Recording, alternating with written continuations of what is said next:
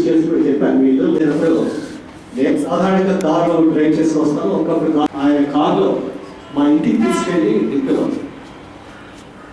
ఆయన ఎంత కరియర్స్ అంటే నేను నిజంగా విశాఖపట్నాన్ని ఒక లీగల్ ప్రొఫెషన్లోను, క్రికెట్ రంగంలోను, అలాగే రాజకీయ రంగంలో కూడా జాతీయ స్థాయికి తీసుకొచ్చినటువంటి వ్యక్తి ఆయన. కానీ ఆయన ద్వారా హ్యూమిలిటీ చాలా ఇంపార్టెంట్, మనమంతా నేర్చుకోవాలి. సో ఈరోజు నిజంగా వీధి మాకు పూర్తిగా ఖాళీ అయిపోయింది. ఎప్పుడు ఆయన వెళ్ళిన కారు వెళ్ళిన మమ్మల్ని చూడగానే ఆపి విష్ చేసేవారు. మరి నిజంగా అది పర్సనల్ లాస్, విశాఖపట్నానికి లాస్, మరి అన్ని రంగాలకి కూడా లాస్.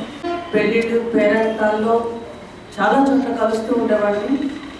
ముఖ్యంగా ఈ గత 10 ఏళ్ల నుంచి మేము వచ్చి ఇక్కడ మా ఇంట్లో మేము వచ్చి దిగిన తర్వాత ఆయన చెప్పినట్టు కారు అటు వెళ్తే ఆయన ఒకవేళ తటస్థపడితే కారు ఆపేసి దిగి విష్ చేసి వెళ్ళేవారు. అంత పెద్ద ఆయన, కాలు బాగోలేదు, ఒంట్లో బాగోలేదు.